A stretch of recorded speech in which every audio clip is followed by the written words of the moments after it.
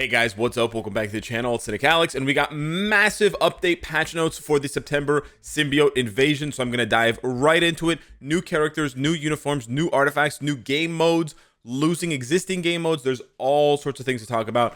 So we're going to be going in a bit of a different pattern than usual, but we will be touching on every single thing and what you need to know and how you need to prepare before the update. So we are getting Gore as a brand new playable supervillain. You have to unlock him by beating his World Boss Legend stage like you do for Null, Mephisto, and then like you do for the other world bosses that are lesser like Thanos and the Black Order.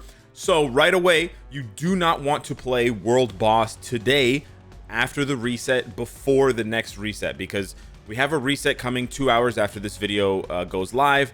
From there, you have about 8 hours before the maintenance starts. The maintenance is another 8 hours, and then when you can play, you can start unlocking bios for him. But if you play World Boss in between that, like before the maintenance, if you play your World Boss, then you will be up to 5 biometrics behind on Gore, which could put you at least a day behind other players who unlock him. So if you want to make the most out of this, do not play World Boss Legend, World Boss Ultimate before the maintenance. Wait until after the maintenance if you can. We'll come back to his character later.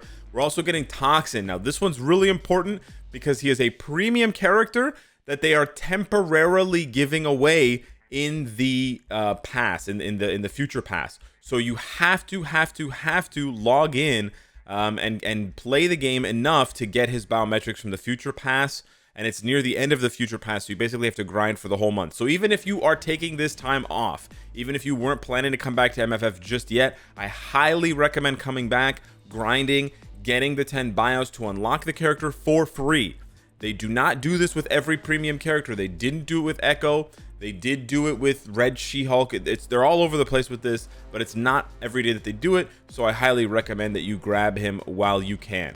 So that is what we're getting. And then, of course, we're getting the new uniforms for Agent Venom, Scream, and then Venom. Now, what I want to talk about first, because it applies to, again, what you're going to be doing in your daily schedule, is the brand new game mode. So they're ending Squad Battle. So that's the first thing. Squad Battle is going away. It will be gone after the maintenance. It will no longer exist.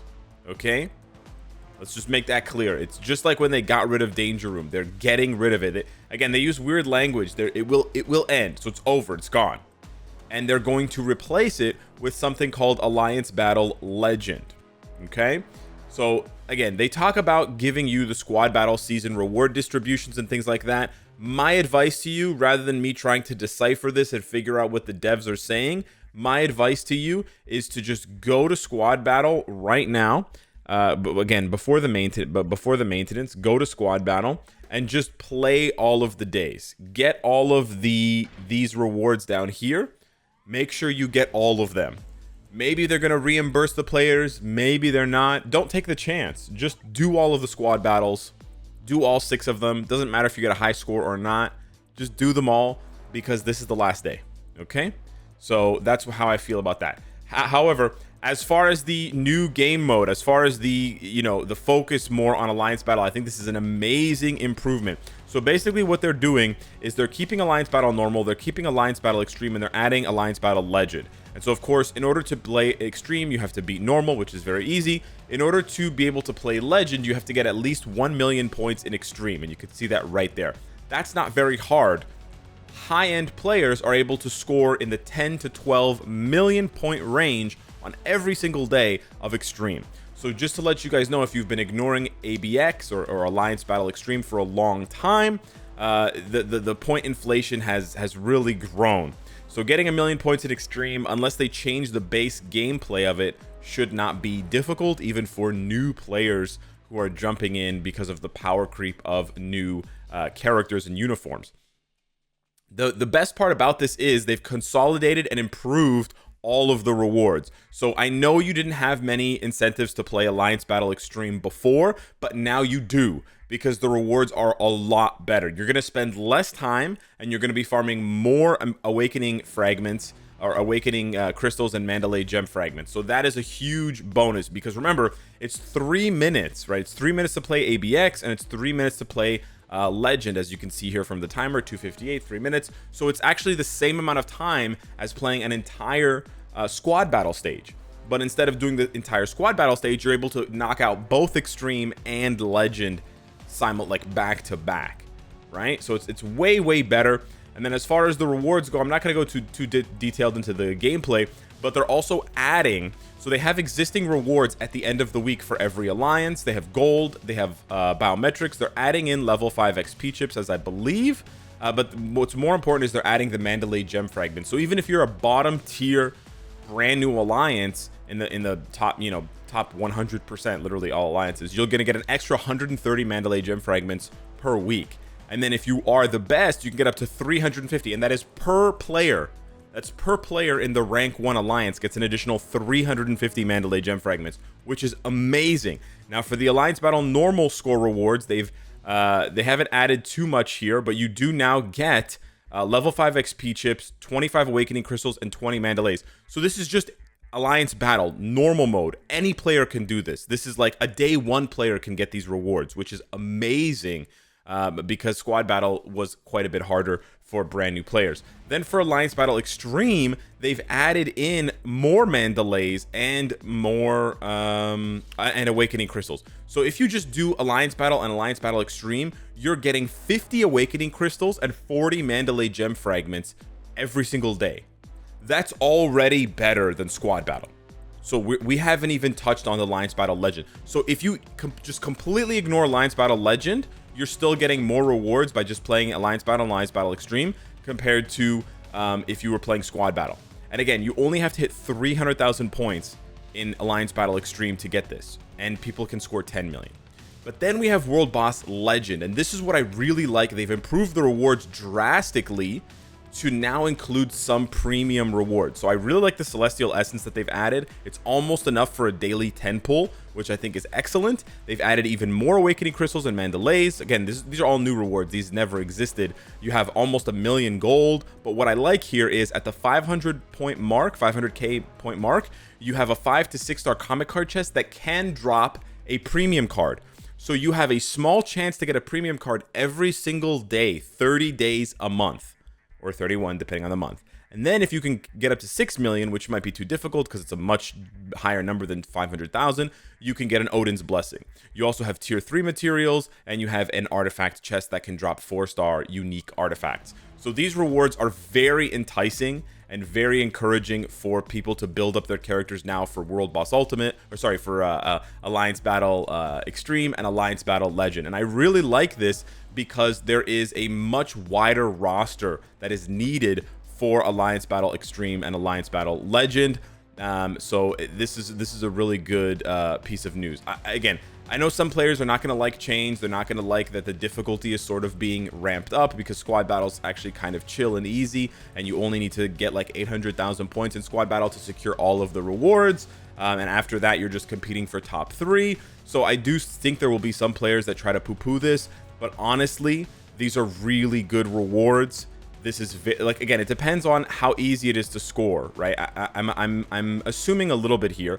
If it's very difficult to score, like if I can't even score 50,000, then obviously these rewards, are very future looking. But if I can easily hit 500k, and if players with less Pearson stuff can easily hit 500k, this is going to be a massive boost for all players. Because again, even if you don't get the premium card, you're getting a 5 to 6 star card extra every single day. Right? If you land on the 6-star card half the time, that's an extra 15 mythic cards every single month that you can use to reroll, that you can use for agent level, that you can use for crafting. So I think this is a really big improvement. I like the focus on Alliance Battle because, like I said, it uses more of your roster. But the other thing that I like about Alliance Battle is it's an Alliance game mode. So this game, MFF has not really focused on Alliance content for a long time. And a lot of times people will ask, why am I joining an alliance when they come to the game and you tell them join an alliance immediately?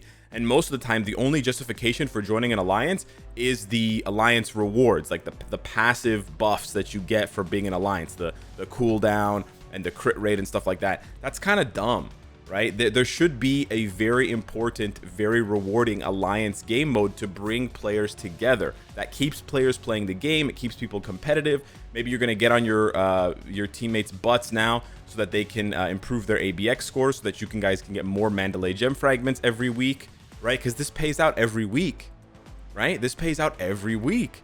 So if you're getting 220 and you know that you could be getting 260, that doesn't seem like it's only 40 Mandalays, but then that adds up. It's 160 Mandalays a month. Again, it could be more, but you kind of get what I'm saying, right? So yeah, I really like this change. I'm not really going to get into the gameplay here too much because, again, it's going to be subject to change and it's going to be subject to interpretation and understanding by the players.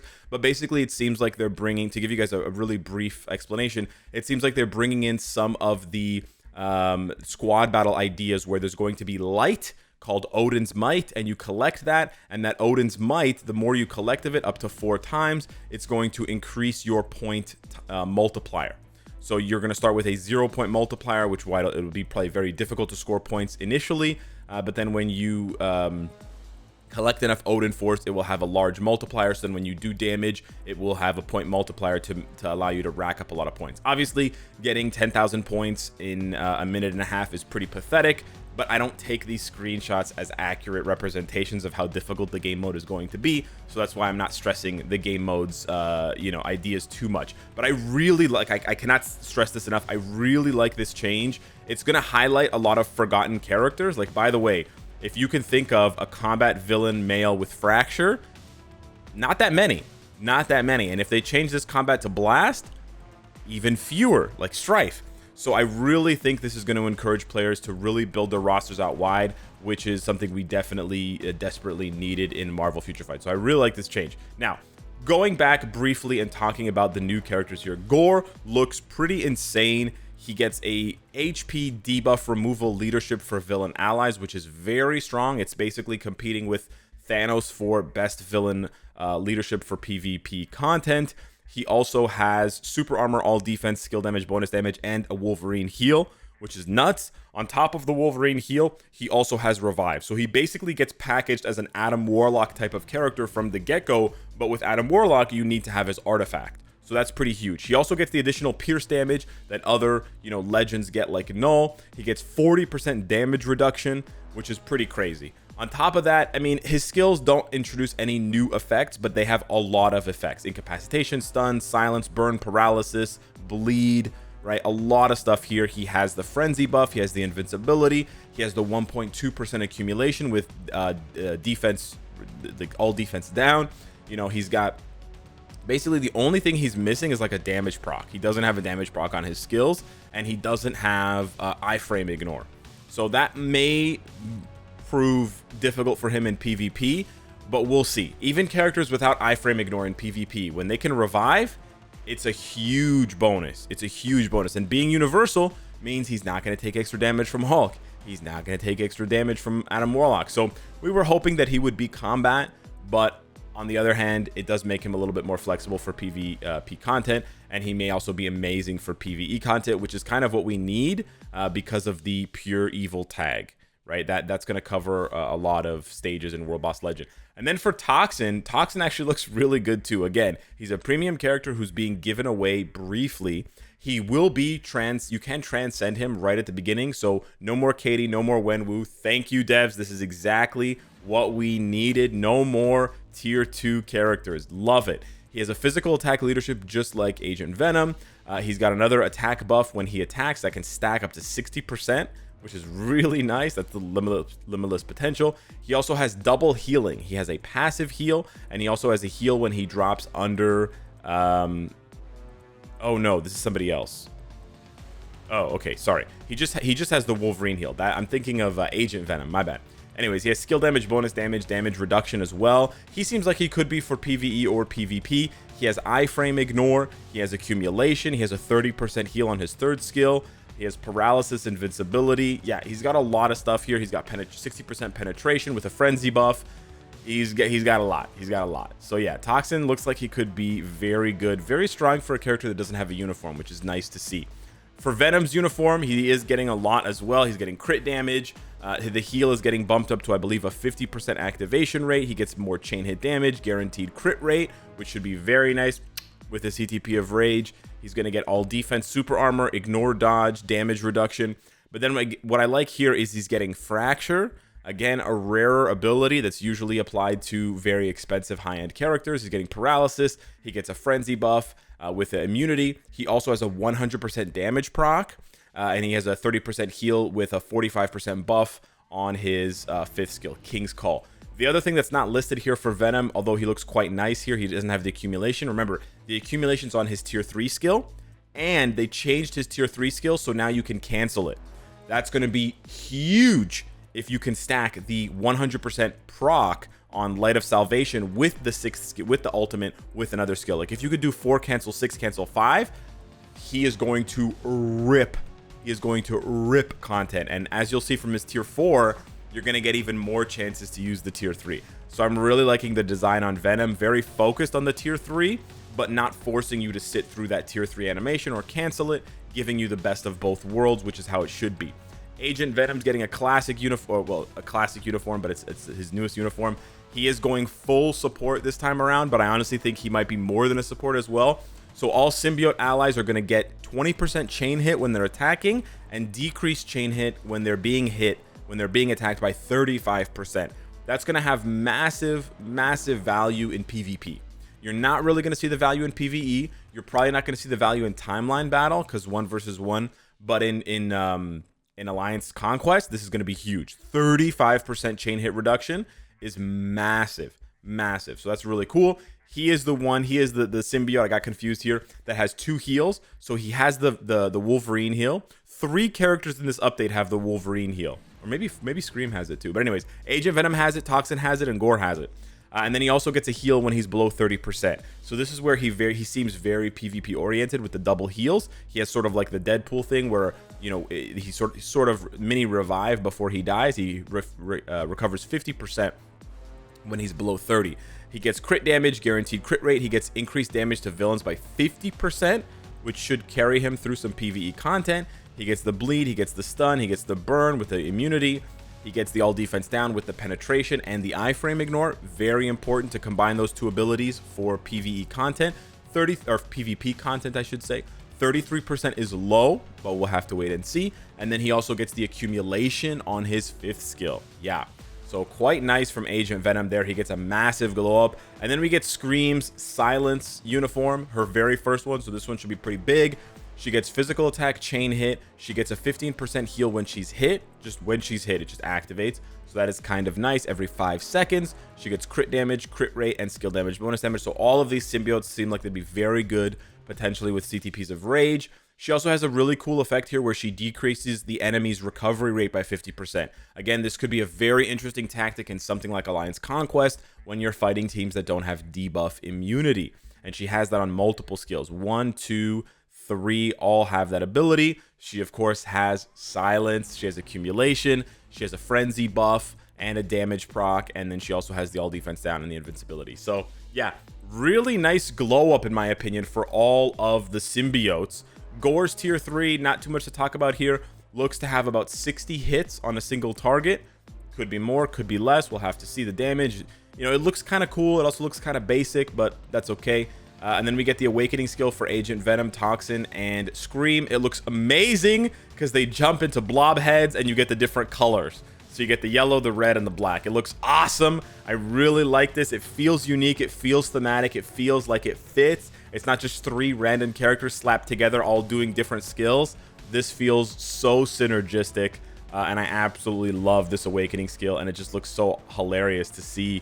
You know, okay, red's gonna be in the middle, yellow's on the side. It looks awesome. It looks like Christmas. Venom's getting his tier 4, so this is what I'm really hyped about. Venom's tier 4, he heals himself, he increases his attack, and he recharges his tier 3 skill gauge. Ooh, very sexy, very interesting, something we have never seen before. So popping his tier 4 King's Charge will let you access his tier 3 sooner and faster. Now remember, when you press the tier 3, it doesn't build up the tier 4, so it's not like it's going to create some kind of infinite loop, but that's still really cool because of how dope Venom's tier 3 is, and because they changed his tier 3 so you can cancel it and the effect will continue even though you use other skills, and I'll show you where they say that down below later. But yeah, that's a really cool tier 4. I like the fact, even though they're pumping out these tier 4s very quickly, that for the most part they have felt very unique and very, you know, specific to these characters. We have the removal of squad battle and the introduction of world boss, not World Boss Legend, Alliance Battle Legend. It's gonna be hard to say that. We have this new feature called Set Dealer. Now, this is gonna excite a lot of people. This is a quality of life improvement. You're basically gonna be able to tell the game who is the damage dealer before you go into specific content, and then the game will switch to that character when the fighting starts. That means if you want to use Loki to farm, but you want to use Green Goblin leadership, that's okay. Just set the dealer, point to Loki, and you're done. Go, baby. This is a huge upgrade for low to mid-tier players, and also low spending players and free-to-play players who can't necessarily build out, Thor +2 supports on the sides kind of thing, and they're kind of tired of switching between the leader, whether it's Green Goblin or Black Cat, to Loki. You don't have to do that anymore. So this content, this set dealer ability will be available in story mode ultimate, dimension rifts, dispatch farming, PvP timeline battle, epic quest, dimension rifts, and event missions. This is excellent stuff here. I'm not going to try and understand here how it applies to story mode ultimate. They tried to explain it. I don't personally understand it, so I'm just going to wait and try to understand it in game when we can actually test it out. But this is a very good feature, and it improves the automation in the game, which is important because autoplay is an important part of the game, so it has to be as fluid and as comfortable for players as possible. And this is a huge step in the right direction for that, because players don't have to babysit the game anymore and tell the game to switch between characters. We have the new artifacts here. Nothing really jumps out as super OP, super broken. Gore gets increased damage to heroes and villains, which again seems like it would be good for PvP, but he doesn't have iframe ignore. Toxin gets ignore, dodge, and all attack, which is fine, just not busted. Venom gets all attack and HP, which is cool. Scream gets increased chance to increase her crit damage above 200% or above the cap, which is okay. And then Agent Venom is probably the only one that might be a little bit more valuable because it is a support passive artifact, which gives all symbiote allies increased damage to enemies with 25% HP or higher. So it's basically the enemy right before they're dead, and then decreases damage received. The decreased damage received is huge because it makes them so tanky, right? He already has 40% damage reduction. Giving him another 30 is quite stacked. So yeah, his might be nice if you want to put together a really beefy symbiote team for Alliance Conquest, but otherwise, I don't think any of these artifacts are, they're not broken, and they're definitely not build defining, which is really good because we haven't seen a build defining artifact in a while since like they did Colossus so dirty and stuff. So I'm really happy to see that. We have the new future pass, which includes the toxin bios, which you have to get. We have the icons, which look dope. We have Black Bolt. A lot of people immediately speculating we're going to get an Inhumans update. I doubt it. Kevin Feige hates the Inhumans, but whatever. Venom icon looks insanely dope. I have to get that. I believe it's the oh no, it's going to be the token icon. Okay, that's fine. We have the uniform collection here, and then we have some new some new settings here for skill preview. Not that important, just saving you some button clicks instead of having to go into the settings menu, which is cool. There's some other quality of life stuff where you will get reconnected if you're disconnected from multiverse invasion, which is nice. You can cancel your ultimate ability during GBR if he starts a specific pattern where you have to dodge. And then they increase the tooltip information for skills, for abilities. Again, these quality of life things, I'm going through them very quickly, but these are really important, guys, because what it means is they're working on the game at a level where this is not monetizable. They're not making money off this. And some people are going to immediately stop listening and be like, Alex, you're just shilling for Netmarble or whatever. Like, they have to do this kind of stuff. No, they really don't. Okay, go look at other mobile games that are that have less engagement and less the devs don't release any of this stuff. They just release content that they can monetize, and that's it. And they don't pay attention to bug fixes, and they don't pay attention to quality of life stuff. So the fact that they're still doing all this, we get 6 of these. Like, this goes all the way up to 9, and these are just quality of life changes. That's important, right? It means that they still care about this game on like a very fundamental level. And then we have game error fixes. Most importantly, that the skill cooldown bug when you switch in GBR has been fixed. It hasn't been fixed yet. It's after the maintenance, of course. There's some other options where there was something, I guess, about rolling CTPs and the auto option not stopping, even if it hit what you wanted, as long as you were using the auto roll. Apparently, this was happening to some players, but not all players. So they're going to compensate agents who this happened to. I don't know if this happened to me. I don't know if this happened to you. You can read through this and try and understand it. It's kind of confusing, but it was only when you were re-rolling a CTP to get a specific option with obelisks, right? And you were using like the auto roll function. I'm not exactly sure, but yeah, if you find some extra mythic obelisks in your inventory, you know why. And then there's some other bug fixes. Again, 10 plus bug fixes, quite nice. They're also fixing the bug where you don't spend gold when you're auto dismantling artifacts, so pay attention to that, because now you will. And if you wanted to spend your celestial essence before the update so that you don't spend the gold auto dismantling, you could do that. You're not going to save too much gold. It's going to be like a few million, up to, depending on how much celestial essence you have saved up. But yeah, it's something to consider. That's what I've been doing, because I want it to be sneaky and save the gold. But yeah, you might want to save it to try to get like one of the new artifacts in the chest. Anyways, those are the patch notes. I'm very, very happy with this update. I think it's fantastic. I think this is definitely update of the year. This is definitely update of the year material. I will have to play it before I can give my final stamp of approval, but right now, this is looking like update of the year. Hit me up in the comments down below. Let me know what you think. Thank you so much for watching. Smash the like button, and I'll see you in the next one. Take care.